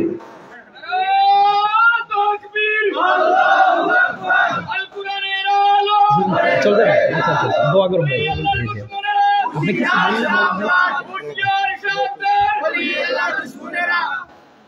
মারাবা বলেন? আমাদের শ্রদ্ধাভাজন বড় ভাই হযরত মাওলানা শাহেদ ভাই তিনি এসেছিলেন। আমি ভাইকে অফার দিয়েছিলাম কিছু বলার জন্য। যাই হোক, ভাই অত্যন্ত বিনয়ী মানুষ, তিনি চলে যাচ্ছেন। আপনার ভাইয়ের জন্য দোয়া করবেন, আল্লাহ তাআলা যেন আমার ভাইকে কবুল আর মঞ্জুর করে। আর আওয়াজ দিয়ে বলেন, ওনার খেদমত গুলোকে যাতে কবুল আর মঞ্জুর করে। সকল বলেন আমিন। তো প্রিয় হাজরিন, আমি যে বিষয়টা আপনাদেরকে বুঝাতে চাচ্ছি যে আপনি ব্যবসায়ী হয়েও আল্লাহর ওলি হতে পারবেন। কথা বলেন, ব্যবসায়ী আপনি হন, আপনার মাঝখানে আরো বেশি আল্লাহর ওলি হওয়া সহজ। শুধু যে আলেম হতে হবে, শুধু যে মুফতি হতে হবে, শুধু যে হাফেজ হতে হবে, যে হাফেজ মুফতি আলেম ছাড়া আপনি আল্লাহর ওলি হতে পারবেন না, এটা ভুল ধারণা। কথা বলেন না কেন? তবে ওলি হতে গেলে 1 নাম্বার শর্ত ঈমান ঠিক করতে হবে। কি ঠিক করতে হবে? তাহলে বলেন আমাকে একটা প্রশ্নের উত্তর দেন। সন্তান দিতে পারে একজন, তিনি কে? আসতে বলবেন না, তিনি কে? দুনিয়ার মধ্যে যত টেনশন আছে, যা কিছু চাওয়ার আছে, সব আমি দুনিয়ার কারো কাছে চাইবো না, চাইবো একজনের কাছে। তিনি কে? আল্লাহর কাছে আমি চাইবো। যদি চাইতে পারি 1 নাম্বার কাজ। 2 নাম্বার কাজ হলো সব জায়গার মধ্যে আমি আল্লাহকে ভয় করবো। আর আল্লাহকে যে ভয় করবে এর নাম মুত্তাকি। আল্লাহকে যে ব্যক্তি ভয় করবে এর নাম তাকওয়াবাদ। এমন মৃত্যুবরণ করবে ফেরেশতা এসে বলবে, আল্লাহ তাখাফু ওয়ালা তাহজানু ওয়াবশিরু বিল জান্নাহ, তোমার জন্য অপেক্ষা করতেছে আল্লাহর জান্নাত। জোরে জোরে বলেন সুবহানাল্লাহ। তাহলে প্রিয় হাজরিন, এই দুনিয়ার মধ্যে আমাদের একটা লক্ষ্য উদ্দেশ্য থাকবে। দুনিয়ার মধ্যে থেকে আমি আল্লাহওয়ালা একজন মুত্তাকি তাকওয়াবান আল্লাহর ওলি হব। পৃথিবীর মধ্যে একজন আল্লাহওয়ালা ছিলেন, ইমামে গাজ্জালি রহমাতুল্লাহ আলাইহি ওনার নাম, যিনাকে হুজ্জাতুল ইসলাম বলা হতো। ইমামে গাজ্জালির জীবনীর মধ্যে এসেছে তিনি যেদিন বিদায় নিয়ে চলে যাবেন, ওনার ভক্ত মুরিদদেরকে ডাক দিলেন, ও আমার ভক্ত মুরিদেরা তোমরা এদিকে আসো। ভক্ত মুরিদরা যখন আসলো, ইমামে গাজ্জালী নিজে বললেন, শোনো রে, এই যে আমার কাফনের কাপড়টা আমি ক্রয় করে দিয়ে গেলাম, আমার গোসলটাও এক প্রকার কমপ্লিট, তোমাদেরকে জানিয়ে দিলাম কিছুক্ষণ পর আমার মালাকুল মউত চলে আসবে, আমি ইন্তেকাল করলে আমাকে অমুক জায়গার মধ্যে দাফন করবা। সুবহানাল্লাহ। আপনার আমার মালাকুল মউতের সাথে সম্পর্ক আসেনি? আছে। কয় কি সুবহানাল্লাহ, সম্পর্ক আছে আপনাদের? মালাকুল মউত যখন আসবে, যদি বলি ভাই সাহেব টাকা কিছু দিলাম চলে যান, যাবেনি? কথা বলে এই জায়গায় কম্প্রোমাইজ নাই, কাজ হবে না। ইমামে গাজ্জালী কেমন আল্লাহওয়ালা ছিলেন, তিনি বলছেন আমার জীবনে কোনো হারাম ঢুকে নাই। ওনার জামানার মধ্যে নাস্তিক থেকে শুরু করে জড়বাদী থেকে শুরু করে সবার প্রাদুর্ভাব যখন শুরু হয়ে গেল, দুই হাতে ইমাম গাজ্জালী লেখা শুরু করলেন। ইহয়া উলুমুদ্দিন কিতাব পড়ে দেখেন, মুকাশাফাতুল কুলুব পড়ে দেখেন, হুজ্জাতুল ইসলাম ইমাম গাজ্জালীর জীবনীটা একবার পড়ে দেখেন।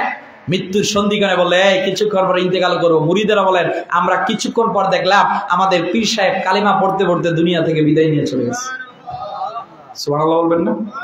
আর আমাদের পীর সাহেব ইন্তেকালের সময় গাঞ্জা টানতে টানতে মারা যায়। কথা বলেন না কেন? শরীয়ত বিরোধী আমরাই দেখলাম এক পীর সাহেব, বরিশালের ওইদিকে নাম নিলাম না, পরে আবার আরেক সমস্যা, যে পীর সাহেব ইন্তেকাল করতেছে, নারীরা ওনার পাও টিপতেছে। নাউজুবিল্লাহ বলবেন না? কিরে বাবা, এটা তুমি আমাকে কোন ইসলাম শিক্ষা দিচ্ছ? কিরে ভাই, তুমি আমাকে কোন কোরআন শিক্ষা দিচ্ছ?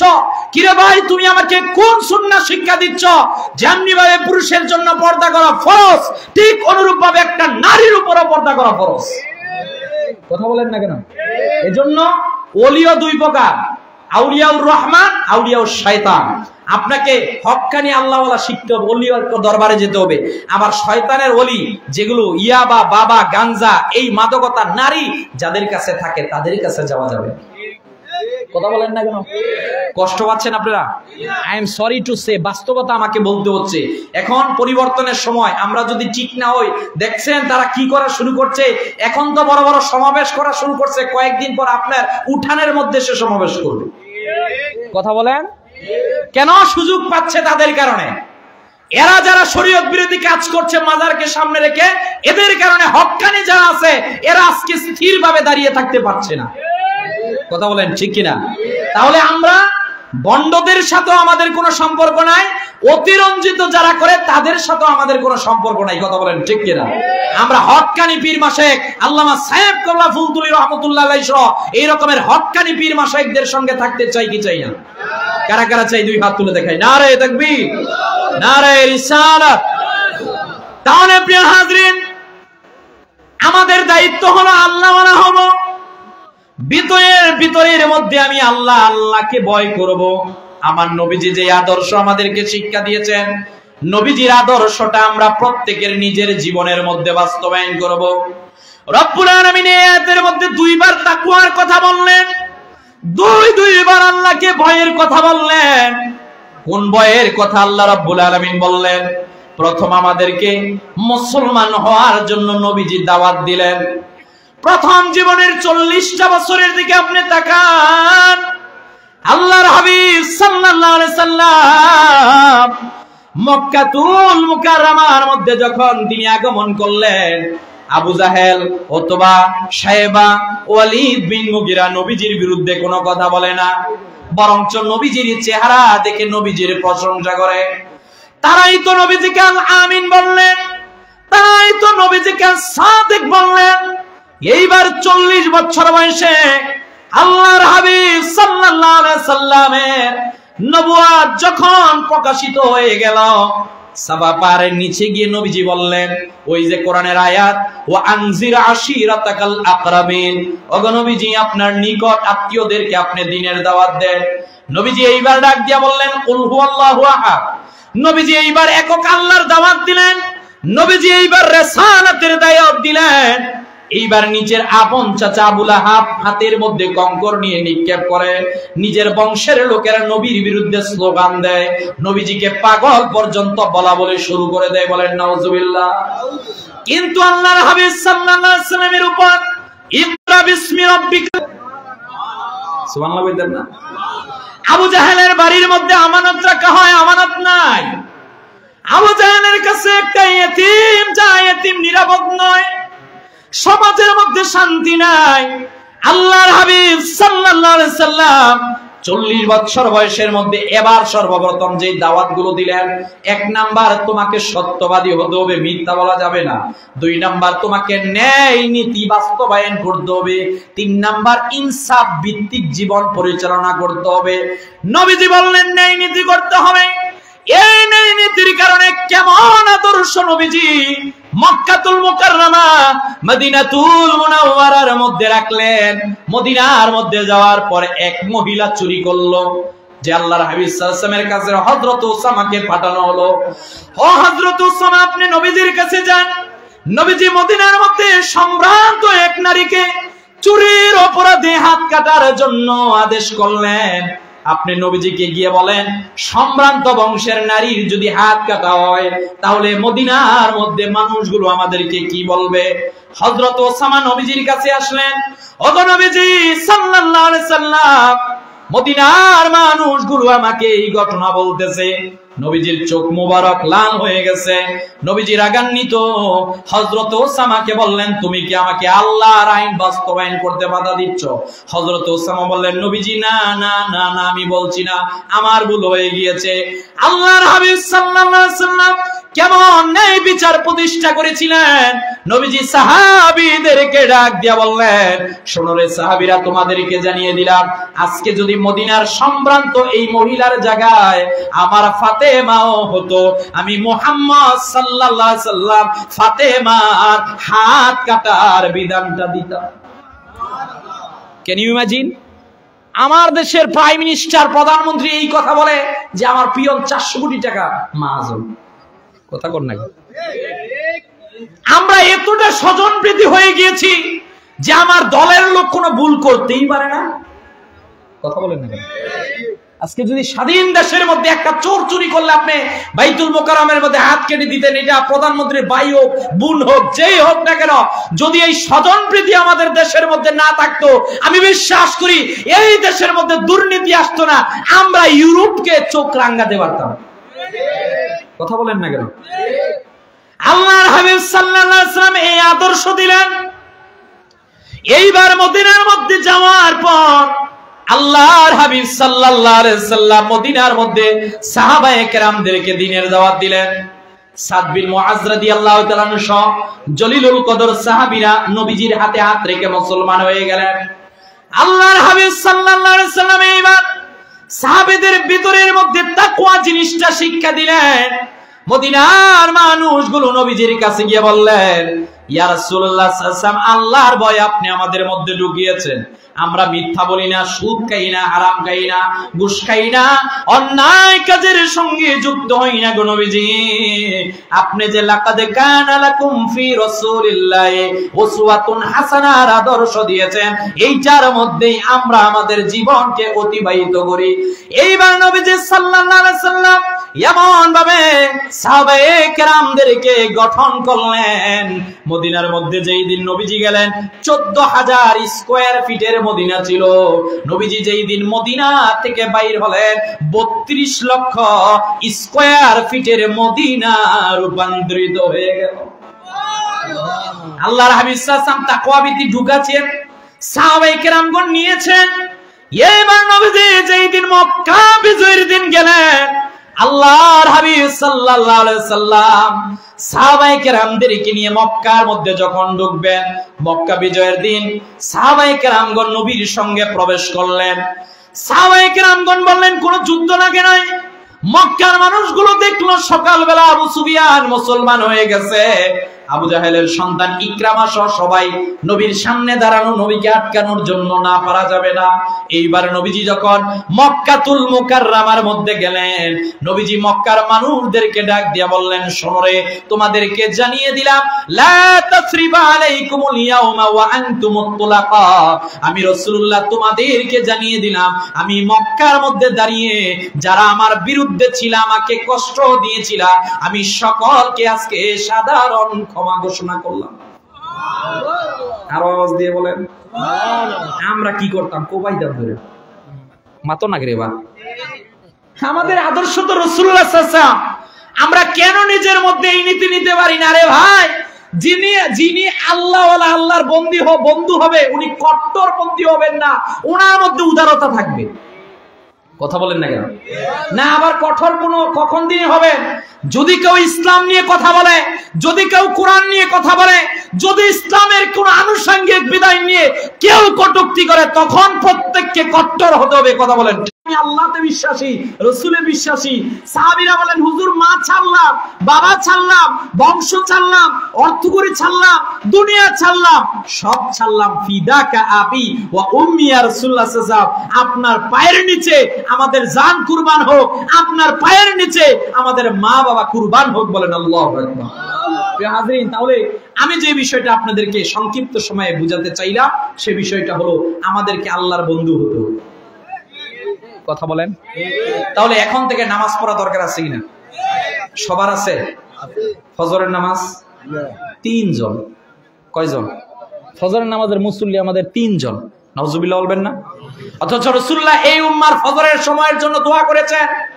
আমরা আজকে ফজরের সময় আরামসে ঘুমাই। মেডিকেল সায়েন্স বলছে, কোন ব্যক্তি যদি সূর্য উদয়ের সময় ঘুমায়, তাহলে তার প্রত্যেকের শরীরের মধ্যে এক ধরনের জিন আছে। কি আছে? এটা জিন শয়তান না, এটা শরীরের এক ধরনের জিন। এই জিন যে শরীরের মধ্যে রয়েছে, কেউ যদি নিয়মিত সূর্য উদয়ের সময় ঘুমায়, শরীরের 96 থেকে 97% জিন নষ্ট হয়ে যায়। নষ্ট হয়ে যাওয়ার কারণে সেই ব্যক্তির মানসিক রোগী থেকে শুরু করে সর্বশেষ স্টেপ ব্যক্তিরা ক্যান্সার পর্যন্ত হতে পারে। নাউজুবিল্লাহ বলবেন না? অথচ আমরা কেমন আল্লাহকে ভয় করি, মসজিদে আজান হয় কিন্তু আমরা রাস্তা দিয়ে হাঁটি। কথা বলেন না কেন? আমি প্রত্যেকের প্রতি জোর মনোজোর করে বলছি, ভাই আল্লাহওয়ালা যদি হতে চান, 1 নাম্বার কাজ হলো এখন থেকে ফরজ নামাজ তো পড়তেই হবে। আল্লাহর ওলি হওয়ার ক্ষেত্রে ফরজ, ওয়াজিব, সুন্নত, গুনাহ ছাড়া এই 4টা তো মাস্ট বি। এই 4টা কাজ আপনি করবেন জাহান্নাম থেকে দূরে থাকার জন্য। কথা বলেন না কেন? আপনি যদি ফরজ না পড়েন, ওয়াজিব না করেন, সুন্নতে মুআক্কাদা যেগুলো আছে আর গুনাহ যেগুলো আছে, এই 4টা না করলে তো আল্লাহ কঠিন শাস্তি দিবেন। কথা বলেন না কেন? আরেকটা হলো নফল ইবাদত। আরেকটা কি? এই যে ওয়াজ মাহফিলে আসলে, এটাও তো নফল ইবাদত। এই নফল ইবাদত যে যত বেশি করবে, সে তত বেশি আল্লাহর ওলি হতে পারে। সুবহানাল্লাহ বলবেন না? আরে ফরজ নামাজের ওয়াজ কেন করব? আপনাকে ওয়াজ করবে ইশরাক আওয়াবিন নিয়ে, চাষতের নামাজ নিয়ে। কথা বলেন ঠিক কি না? তাহলে 1 নাম্বার নামাজি হতে হবে, 2 নাম্বার কোরআন পড়তে হবে। কথা বলেন না কেন? আজকে আমাদের ঘরগুলো থেকে কোরআন চলে গেছে। আজকে আমাদের ঘরগুলোর মধ্যে কোরআন নাই। আমাদের ছেলে সন্তানগুলোকে মক্তবের মধ্যে বাড়াই নাই। আজকে মুসলিম জাতির ফজরের নামাজের ওয়াক্ত আসে, ও যখন ওয়াক্ত আসে আমাদের খবর নাই। আমরা ঘুম থেকে উঠি 9:30টার সময়। কথা বলেন না কেন? 9:30টায় যদি কোনো মুসলিম জাতি ঘুম থেকে উঠে আল্লাহকে যদি কেউ নারাজ করে, আমি বিশ্বাস করি ওই দিনটা ওই ব্যক্তির ভালো হতে পারে না। কথা বলেন না কেন? এজন্য কষ্ট হবে। কষ্ট হলো অভ্যাস, দ্রুত ছাড়ুন। আমি সহ আমরা প্রত্যেকেই যেন সূর্য উদয়ের সময়, ওই সময়টা বিশেষ করে না ঘুমানোর জন্য চেষ্টা করি, ইনশাআল্লাহ বলেন। 3 নাম্বার আমাদের যুবকদের দায়িত্ব হলো, যেই যুবকের কাছে নীতি আর নৈতিকতা থাকবে না। মানে কি? নীতি নৈতিকতা যার কাছে থাকবে না, এর কাছে আদব থাকবে না। কথা বলেন না কেন? আজ থেকে 10 বছরের পূর্বের যুবকের দিকে তাকান আর আজকের যুবকের দিকে তাকান, আগামী 10 বছর পরের যুবকের দিকে তাকাবেন। প্রত্যেক 10 বছরের ডিফারেন্সের কারণে প্রত্যেক যুবক থেকে কত আদব চলে গেছে। আজ থেকে 10 বছর আগের যেই যুবকেরা ছিল, এরা রাস্তা দিয়ে হেঁটে গেলে কোনো হুজুর যদি যেত, চাচা মুরব্বী যদি যেত, আগেই 2 পাও শক্ত করে হাতকে সোজা করে অপেক্ষায় থাকতো কতক্ষণে সালাম দিবে। কথা বলেন না? আর আমার আজকের যুবকের দিকে যদি তাকাই, সালাম কবে দিবে, কি যেন মোবাইলের মধ্যে ফ্রি ফায়ার আর পাবজি, ফেসবুকের কমেন্ট করতে করতে ওনার চাচার সঙ্গে যে কখন ওনার পায়ের ল্যাং লেগেছে এটাই বুঝে নেই। কথা বলেন। আর আজকে থেকে 10 বছর পর নিয়ে আপনি চিন্তা করেন, সোশ্যাল মিডিয়া ঠিক আমাদেরকে উন্নয়ন করেছে। উন্নয়ন কি? আমি ঢাকা থেকে রওনা হয়েছি, গুগল ম্যাপে সার্চ দিয়ে এসেছি শ্রীমঙ্গলে 5 মিনিটের জ্যাম, ভৈরবে 10 মিনিটের জ্যাম। আমার সঙ্গে কমিটির যারা আছে সবাই যোগাযোগ করেছে, হ্যাঁ ভাই এই জায়গার মধ্যে এসেছি, এটা আমার জন্য কল্যাণকর হয়েছে। কিন্তু এই সোশ্যাল মিডিয়ার মধ্যে এসে এমন আমাদের যুব সমাজকে গ্রাস করেছে যে যুব সমাজ এই মোবাইলকে দুনিয়ার সব ছাড়তে পারবে, মোবাইল ছাড়তে পারবে না। কথা বলেন না কেন? আপনি ওকে যদি বলেন 1 লক্ষ টাকা দিব, 1 মাস তুমি মোবাইল থেকে দূরে থাকবা, বলবে 1 লক্ষ টাকা লাগবে না, মোবাইল লাগবে। কথা বলেন না কেন? তাহলে আমার যুব সমাজের উপর দায়িত্ব হলো, আমি মাই হাম্বল রিকোয়েস্ট যুবক ভাইদের জন্য, যুবক যুগ জামানা পাল্টে দিতে চাই না অনেকজন, এক মানুষই আনতে পারে জাতির জাগরণ। কথা বলেন না কেন? এতদিন আমরা ভাবতাম যে আমাদের যুবকগুলো বুঝি ধ্বংস হয়ে গেছে, এরা দেখলাম যাতে মাতাল হলো তালে ঠিক আছে। কথা বলেন না কেন? একবারে সরকারি নামাই দিছে। কথা বলেন তো, যেহেতু জাতে মাতাল হলে তাহলে আমরা ঠিক আছি, তাহলে আমাদেরকে পড়াশোনা করতে হবে। কথা বলেন, আমরা উম্মাতুন ইকরা লা তাকরা আমাদের প্রথম স্লোগান পড়া। এজন্য যে যে ক্লাসে পড়াশোনা করে যুবক ভাইরা বলবো পড়াশোনার দিকে অধ্যবসায়, আর একটা জিনিস থেকে দূরে থাকতে হবে। যদি ধ্বংস হয়ে যায় আমি 10 বছর পর কারে ওয়াজ শোনাবো? কথা বলেন, আমি কাকে ওয়াজ শোনাবো যদি আমার যুব সমাজ ধ্বংস হয়ে যায়? এজন্য আমার যুব সমাজ কোথায় যাচ্ছে, আপনার ছেলে সন্তান কোথায় যাচ্ছে, কার দোকানে বসতেছে, তার বন্ধুকে এগুলোর খোঁজ খবর রাখেন, তাকে শাসন করেন।